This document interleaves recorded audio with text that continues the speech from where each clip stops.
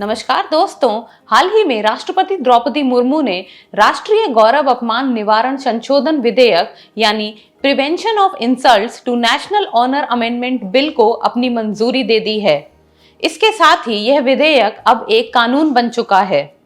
इस नए कानून के तहत भारत के राष्ट्रीय गीत वंदे मातरम के गायन में जानबूझकर बाधा डालने या इसका अपमान करने को एक दंडनीय अपराध यानी कि पनिशेबल ऑफेंस बना दिया गया है। इस कानून के लागू होने के बाद अब वंदे मातरम को भी वही कानूनी सुरक्षा प्राप्त होगी जो अब तक हमारे राष्ट्रगान जन गण मन को हासिल थी।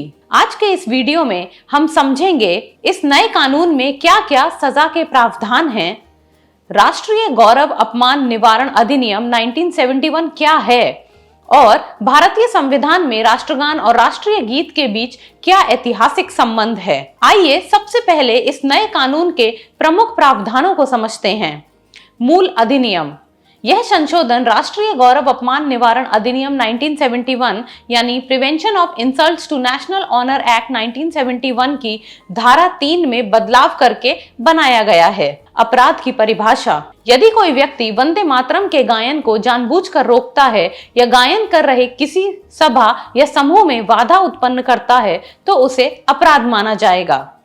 सजा का प्रावधान।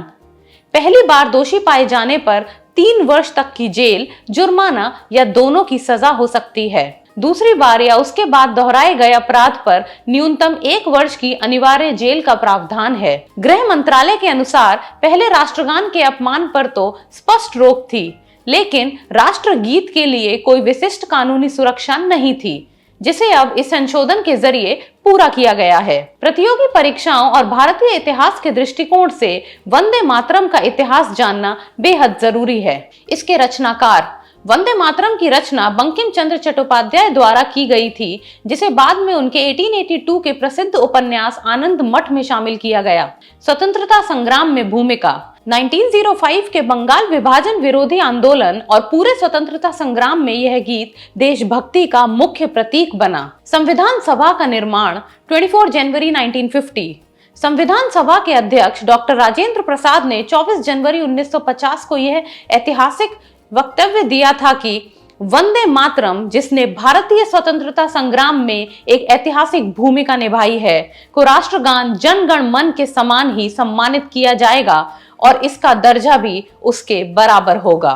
गृह मंत्रालय के नए दिशा निर्देशों के तहत यह भी तय किया गया है कि किसी सरकारी समारोह में जब राष्ट्रगान और राष्ट्रगीत दोनों गाए जाएंगे, तब राष्ट्रगीत के सभी 6 छंद गाए जाएंगे, जिसकी अवधि 3 मिनट 10 सेकंड होगी। भारतीय राज्य व्यवस्था यानी कि इंडियन पॉलिटी के लिहाज से आइए 1971 के अधिनियम के मूल ढांचे को भी समझ लेते हैं।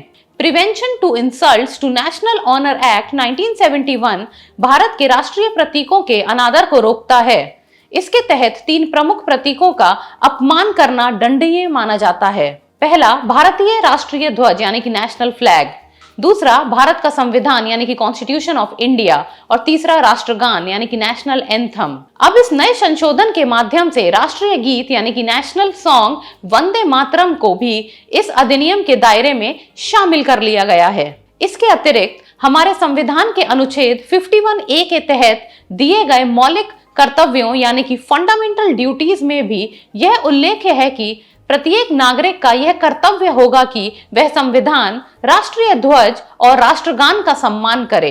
अ quick recap for your exams. संशोधन prevention of insults to national honour amendment act. शामिल विषय वंदे मातरम यानी कि राष्ट्रीय गीत का अनादर या उसमें डाली गई बाधा। अधिकतम सजा 3 साल तक की जेल या जुर्माना या दोनों।